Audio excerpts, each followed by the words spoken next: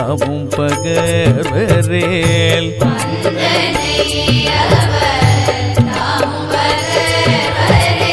சிந்தும் பல்வினை செல்வமும் மல்குமால்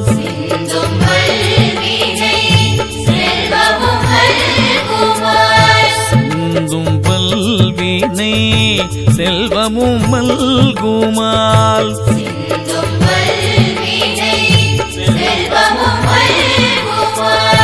நந்தி நாமம் நம சிவாயவே நந்தி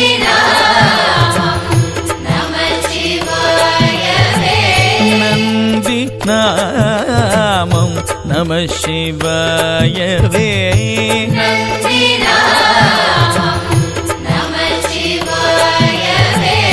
மந்தரம் மன பாவங்கள் மேவிய அந்தனேயவர் தாமும் பகர்வரேல் சிந்தும் பல்வினை செல்வமும் மல்குமால் நந்தி நாமம் நம சிவாயவே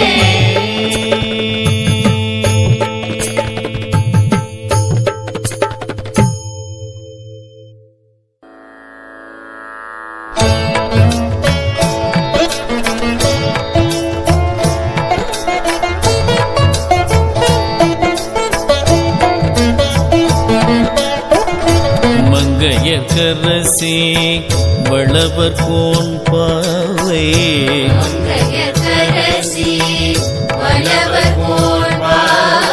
வரிவளை கை மட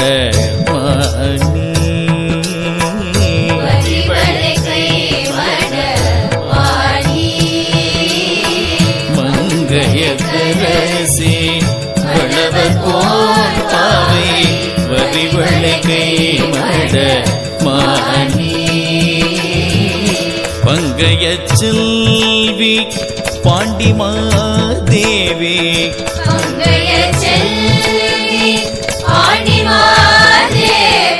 பணி செய்து நாள்தோறும் பரவ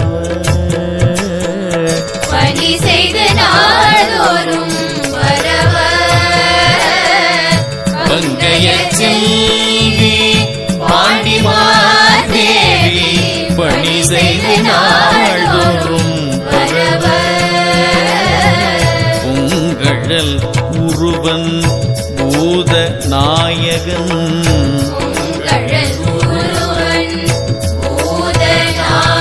நாள் வேதமும் பொருள்களும் அருளி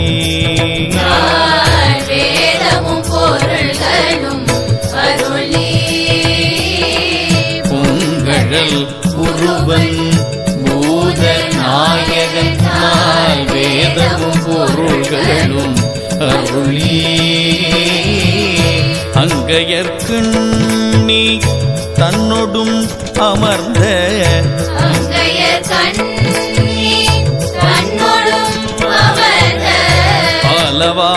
அளவாயாவதும் இதுவே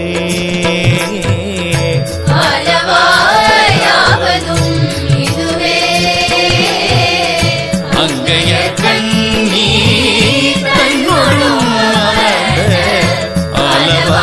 அளவாயாவதும் இதுவே மங்கையர்க்கரசி வளவர் கோன் பாவை வரிவளை கை மட மாணி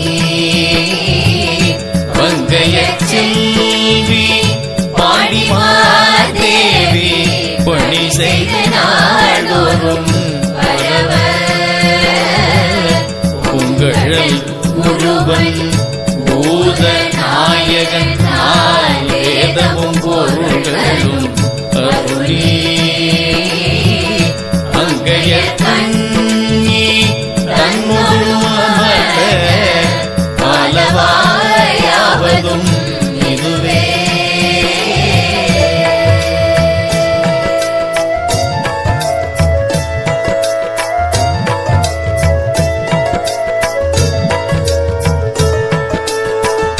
பன்னலம் புணரும் பாண்டிமாதேவி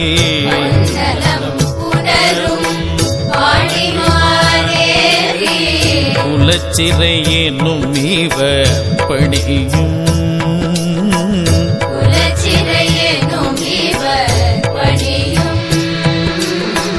பன்னலம் புலரும் பணிமாதேவி குலச்சிறை என்னும் இவர் பணியும் அன்னலம் பெருசீர் ஆலவாயீசன்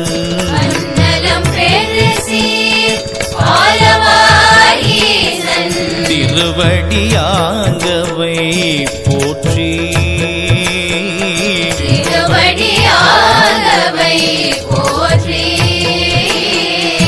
அன்னலம் பெருசீர் ஆலவாயீசன் திருவடியாங்கவை போற்றி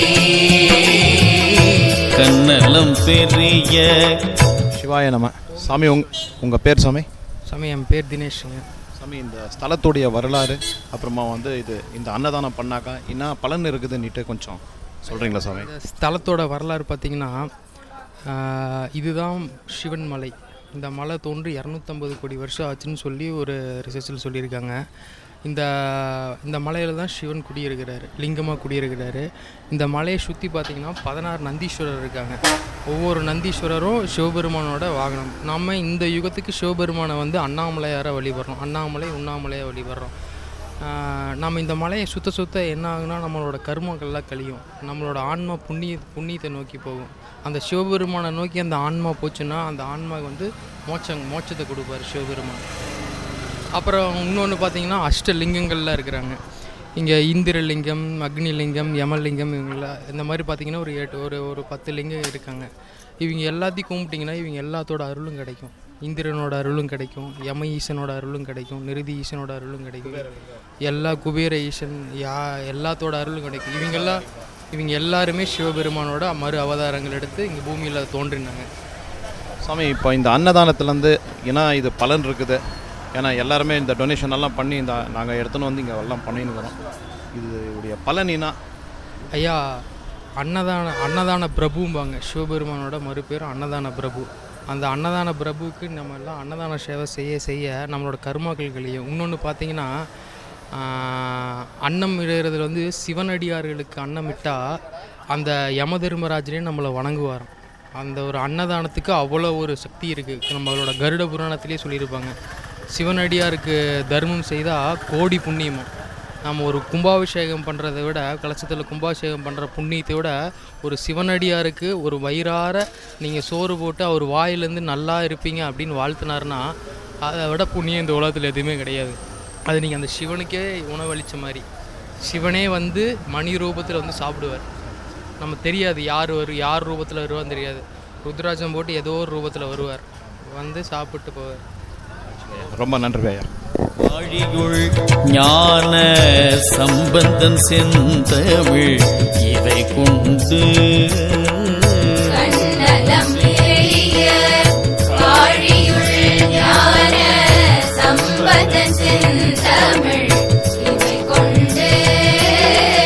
கண்ணலம் பெரிய காழியுள் ஞான சம்பந்தன் செந்தமிழ் இதை கொண்டு இன்னலம் பாட வல்லவர் இமையோர்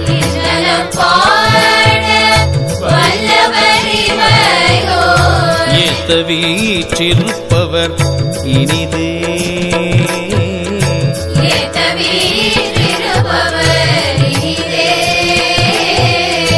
இன்னலம் பாட வல்லவர் இமையோர் ஏத்த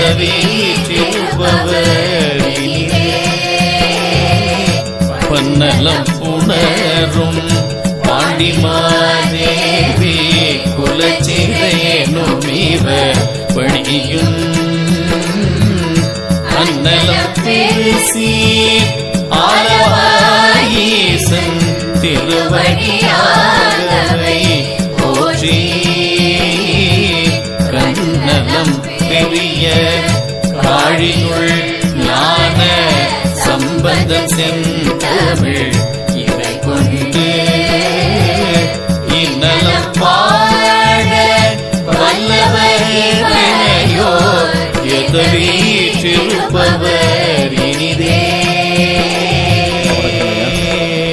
அவங்க பேர்? என்னுடைய பெயர் அருட்ஜோதி மைந்தன் ஆதிநாராயணன்.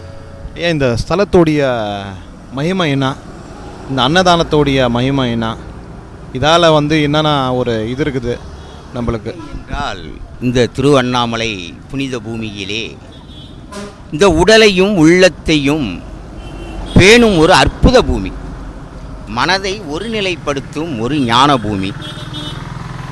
இந்த பூமியிலே, இந்த திருவண்ணாமலை சித்த புனித பூமியிலே நம் முன்னோர்கள் செய்த கருமம் பாவம் சாபத்தை போக்கும் ஒரு புனித ஸ்தலம். அதற்கு தருமத்தை விதைத்து நாம் செய்யக்கூடிய தருமங்கள், பல தருமங்கள் இருக்கு. தருமம், ஏழையாக இருப்போரை வாழ வைப்பதே மனித தர்மம். வீதிக்கு வந்தபின் போடுவது பிச்சை, பிச்சையும் ஒரு தர்மம்.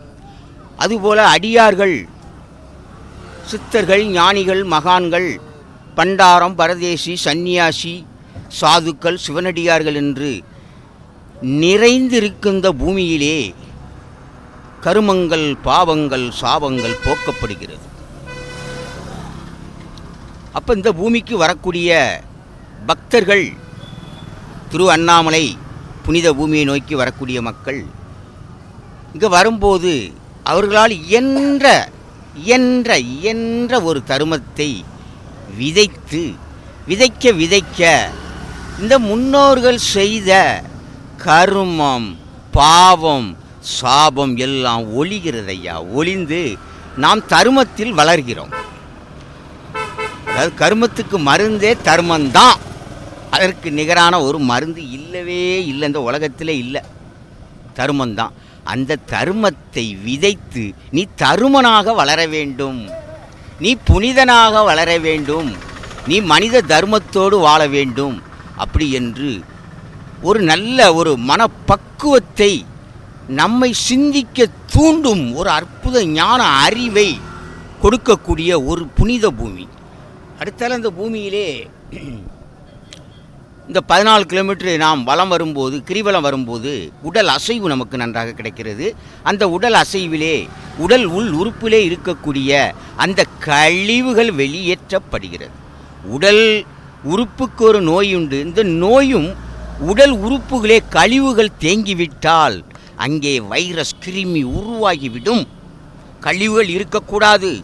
அதுபோல் அமாவாசை அன்றெல்லாம் ஒரு நாள் விரதம் இருந்து இந்த திருவண்ணாமலையை சுற்றி ஒரு நாள் விரதம் இருக்கணும். உடல் உள் உறுப்பில் உள்ள கழிவுகள் வெளியேற்றத்தான் விரதம் இருக்கும்போது அவன் உடலும் அந்த உள்ளமும் நலம் பெறுகிறதையா இந்த திரு அண்ணாமலை புனித பூமியிலே.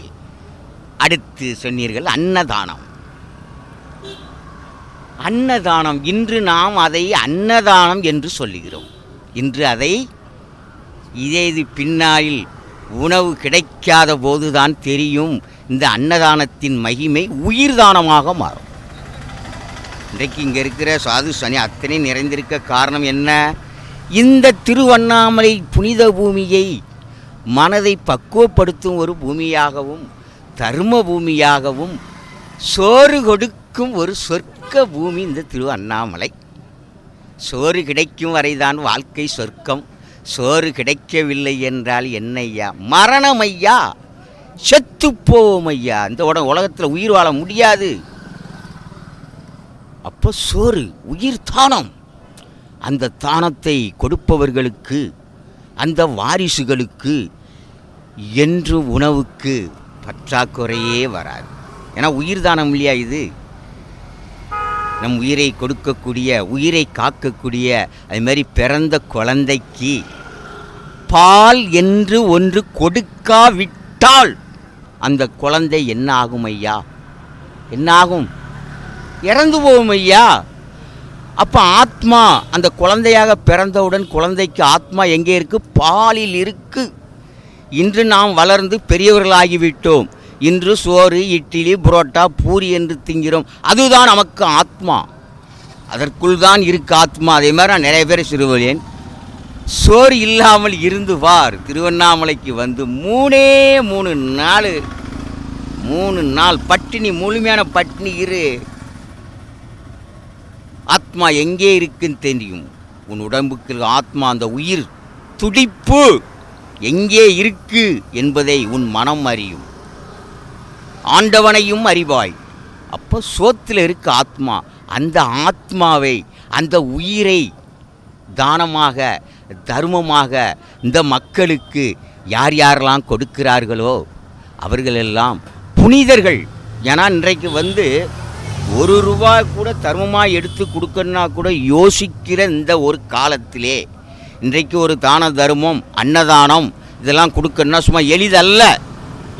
அதற்கெல்லாம் செய்து அந்த உணவை சமைத்து கொண்டு இந்த கிரிவல பாதையில் இருக்கிற பக்தர்களுக்கு, சாது, சன்னியாசி, துறை அனைவருக்கும் அந்த பசி, இந்த உயிர் எங்கேயா இருக்கு? உயிர் உயிர் பசி தூண்டும் போது எங்கே என்று குழந்தையாக பிறந்தவுடன் நமக்கு பசி தூண்டப்படுகிறது. தூண்டும் முதல் இந்த பசியை அடங்கும் வரை இந்த உயிர் நிலைக்கும். அதுதான் இயற்கையான ஒரு இறப்பு மனிதனுக்கு. பசி தூண்டப்படும் போது உணவை எடுக்கிறோம், சாப்பிடுகிறோம், அந்த உணவிலே வளர்கிறோம். இந்த உடம்பு சதையும் சத்து எதில் இருக்குது? நாம் தின்ன உணவில் உடம்பு ஏறுது.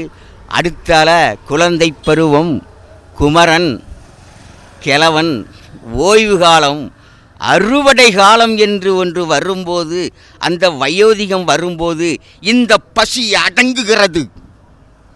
குழந்தையாக இருக்கும்போது தூண்டப்படுகிறது, வயதான பின் அடங்குகிறது. இந்த பசி என்பது அடங்கிவிட்டாலே நம் உயிர் முடிந்து விட்டது. பசி என்று ஒன்று. அப்போ தூண்டு முதல் அடங்கும் வரை இதற்கு இடையில் இந்த பசி என்பது நமக்கு உயிர் துடிப்பை, பசின்னு ஒன்று இல்லைன்னா நம்மளால் சாப்பிட முடியுமா?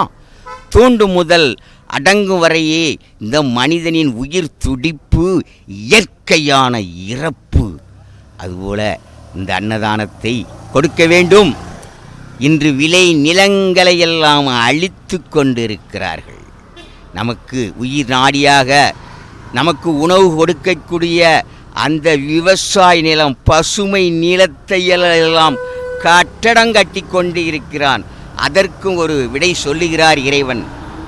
உயிர் நாடி விளை நிலங்களை எவன் கட்டடம் கட்டுகிறானோ அவன் தன் வாரிசுக்கு சமாதி கட்டுகிறான்.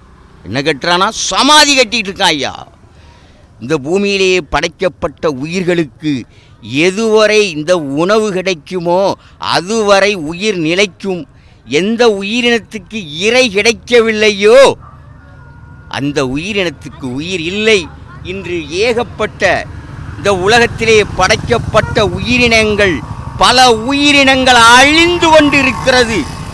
இயற்கை அழித்ததினால் பறவைகளே காணவில்லை. ஐயா, காலை மாலை நேரம் பார்த்து விட்டால் அவ்வளவு பறவைகள் ஆனந்தமாக பறந்து போகும். அதை பார்க்கிறதுக்கே ஒரு அற்புதமாக, அதிசயமாக, மனதுக்கு ஒரு சந்தோஷமாக இருக்கும். இன்று அந்த பறவைகள் கூட்டத்தை காணவில்லை. ஐயா, விலங்குகள் நம் உயிரே அடங்கியிருப்பதே இந்த இயற்கைக்குள். இயற்கையை அழித்தால் உயிர் வாழ முடியுமா? இன்றைக்கு இயற்கை அழிப்பதினால் காற்றின் உற்பத்தி குறைந்து விட்டது. மலைகளை உடைப்பதினால் காற்றின் அழுத்தம் குறைந்துவிட்டு இன்று மூச்சு திணறல் வந்து விட்டது. அதற்கும் ஒரு வைரஸ் என்று ஒரு பெயரை சூட்டி மக்களை கொடுமைப்படுத்துவதான் நடக்கிறது. இயற்கையை காக்கவில்லை. காற்றின் உற்பத்தி பெருக வேண்டும், அழுத்தம் இருக்க வேண்டும், அப்போ தான் மழையே பெய்யும், நம்ம மூக்கில் காற்று ஏறும். இயற்கையிலே சாமின்னு சாமியை மட்டும் கும்பிட்டால் போதாது. இறைவன் படைப்பை ஒவ்வொன்றையும் நாம் பார்த்து அது என்ன செய்கிறது, நம்மோடு பிறந்த உயிரினங்கள் எல்லாம் என்ன கடமையை செய்கிறது, எதை செய்கிறதுங்கிறது கொஞ்சம் ஞான கண்ணால் பார்த்தால் நமக்கு வெளிப்பாடாகும். அனைத்தும் வெளிப்பாடு. ஒவ்வொன்று என்ன செய்கிறது இந்த பூமியிலே அனைத்தையும் இந்த மனம் அறியும். இந்த திருவண்ணாமலையிலே தவம் இருப்பவர்கள், அந்த இறை இல்லாத நிலையில் இருப்பவர்கள் இந்த உலகத்தை அறிவார்கள். அறிந்து புரிந்து சொல்வர்களுடைய அந்த வார்த்தையை இந்த மக்கள் கேட்க வேண்டும், கேட்டு மனதில் பதிவு செய்ய வேண்டும். உண்மையான இறை பக்தி வர வேண்டும், தர்மம் வளர வேண்டும். எங்கே தர்மம் வளர்கிறது? இல்லை, தர்மம் இல்லை, குறைந்து விட்டது. ஏழைகள் எங்கே வாழ்கிறார்கள்? திருப்பதியில் கொண்டு போடுதான் நோட்டா கெட்டா தங்க பிஸ்கட்டை கொண்டு. இறைவன் ஏழைகளுக்கு கொடியா? உண்டியல்ல ஏயா போட்டு காணிக்க போட சொன்னார், போடு. ஆலய தேவை எதுவோ அங்கே பணிபுரிகிற ஆட்களுக்கு வேலை செய்ய கூலி கொடுப்பதற்கும் மற்ற தேவைகளுக்கு தான். அங்கே சேமித்து வைப்பதற்கு இல்லை. எந்த கடவுளும் அந்த பணத்தை வாங்கிட்டு போகல. எல்லாம் அங்கே இருக்கவனே திஞ்சான். ஏயா உண்டியல்ல கொண்டு போடுத? கெட்டா தங்க கட்டி ஏழைகளுக்கு கொடுத்து வாழ வையா.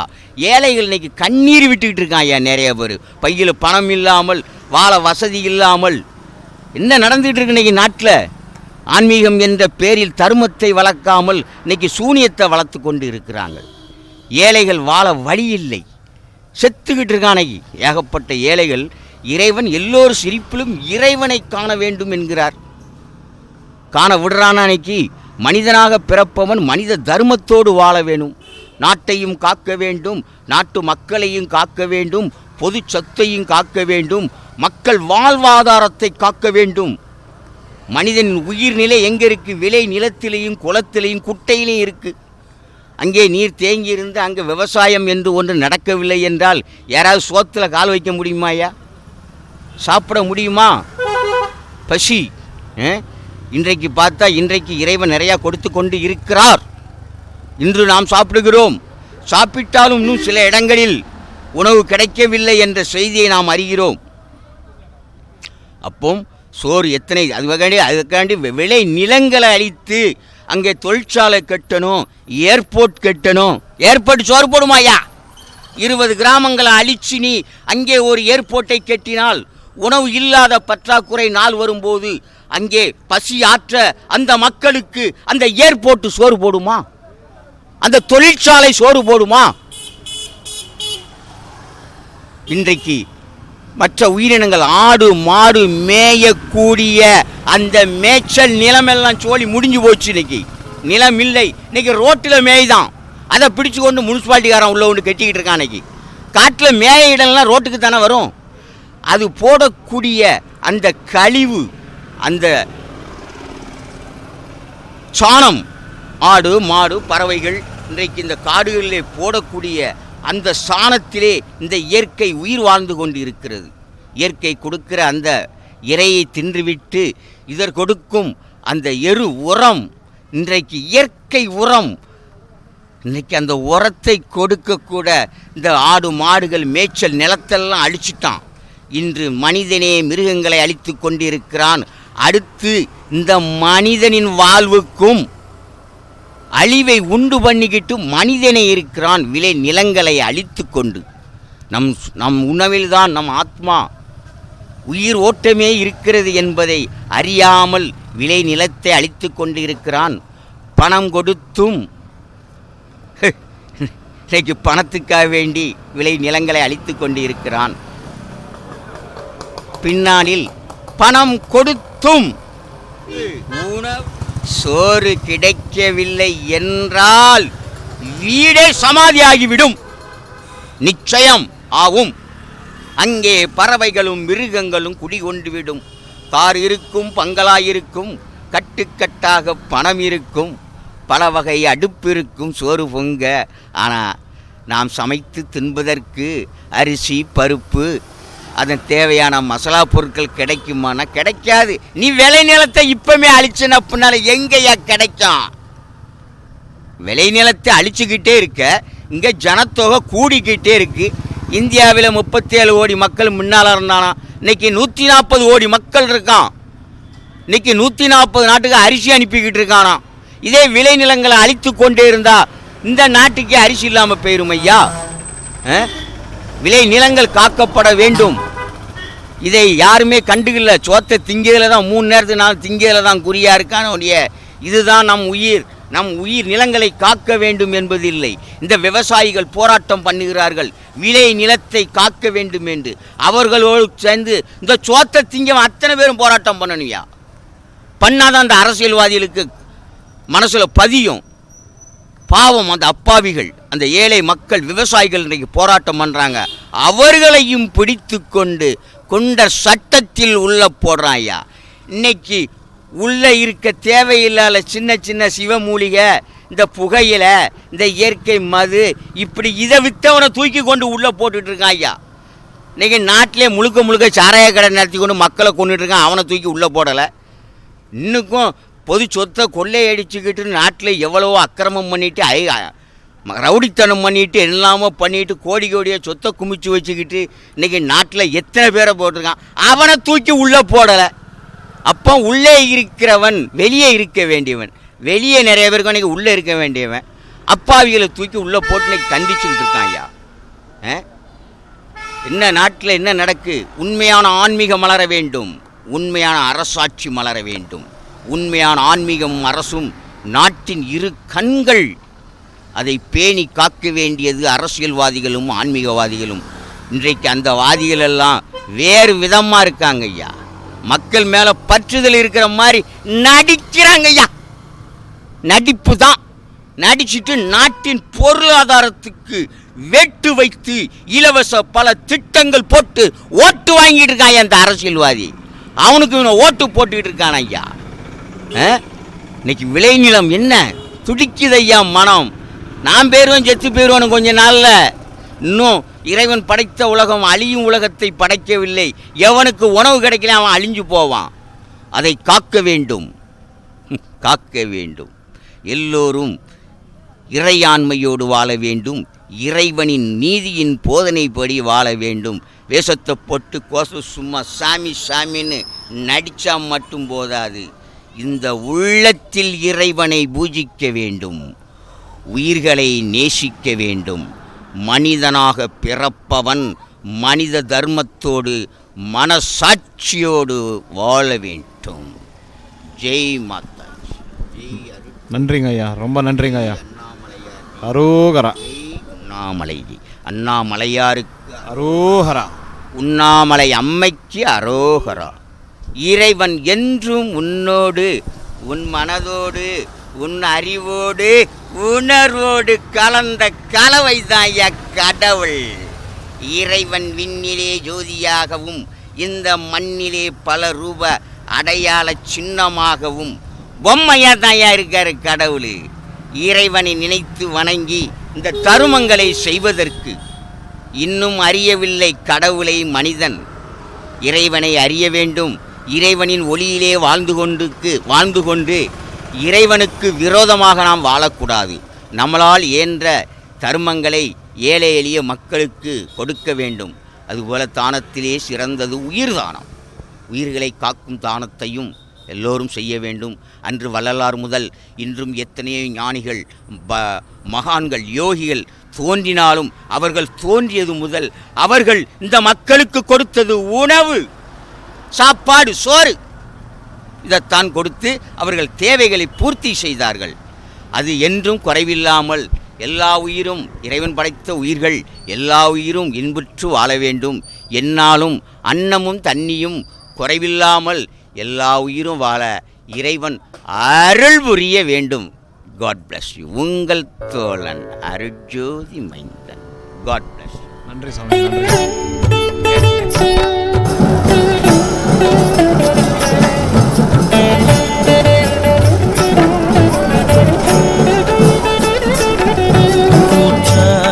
எனவாறு விளக்ககிலே உமை பல செய்த நான் அறியேன்.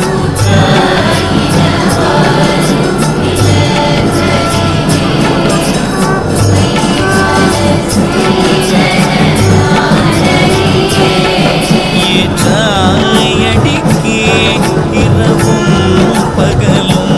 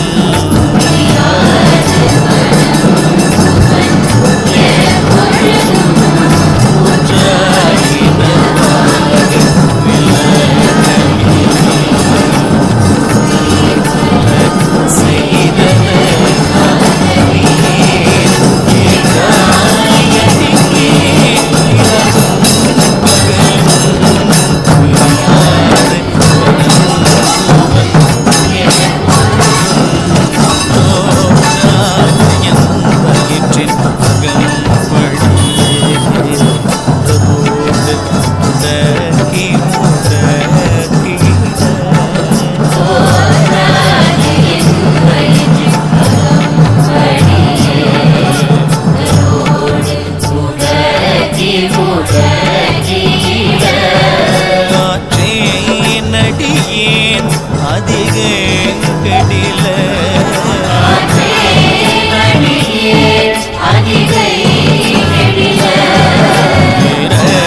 ஆன துறை அம்மானே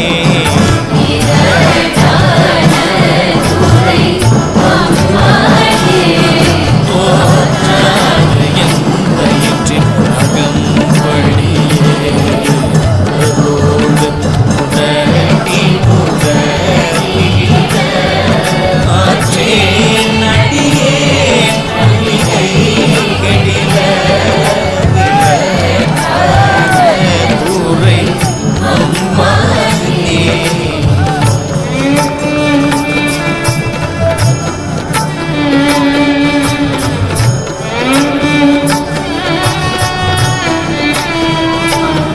சலம் பூவோடு தூபம் மறந்தறியேன் சலியோடிசை பாடல் மறந்தறியேன்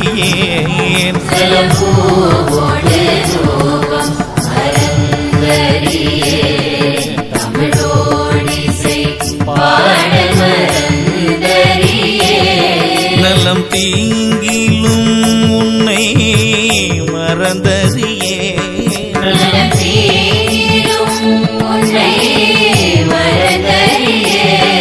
உன்னாமம் என்னா